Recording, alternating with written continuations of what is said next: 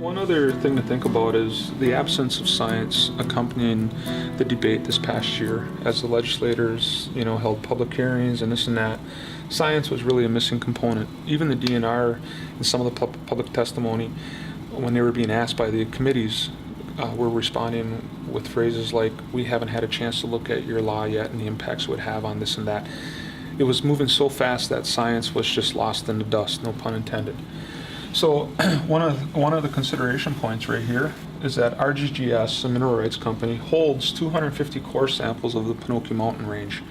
GTAC, the mining company that wanted at this mountaintop removal, had full access and has full access to those core samples. So they could paint a picture for all of Wisconsin and Wisconsinites about what kind of mineral components and, in my opinion, or in my interest, what kind of sulfide minerals and sulfuric acid producing minerals are present in here, thereby giving us a data set to do some scientific workups on potential impacts.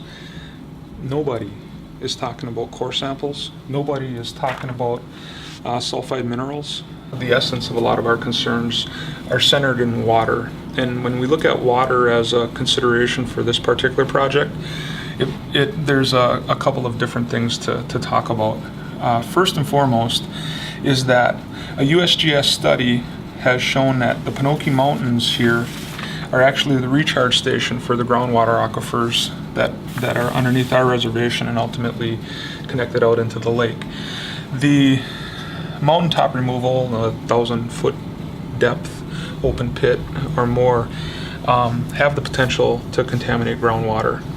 There was a legislative initiative, or piece of legislation that actually indicated a mining company would not have to be accountable for groundwater contamination at depths deeper than 1,000 feet. My thought is, what is that even doing in law? It seemed like by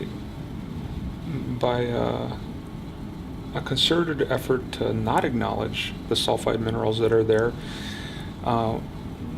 we can just call this iron mining legislation, and voila, we don't have to worry about sulfide minerals and sulfuric acid anymore.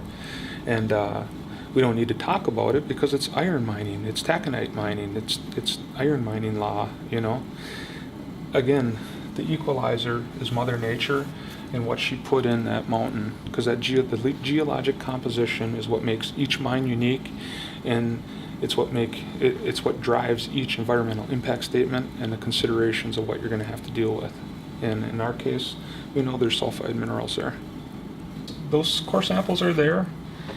I encourage them to be opened up by the mining company in the light of transparency and the spirit of transparency, and let's have some science drive the dialogue. Wisconsin deserves that.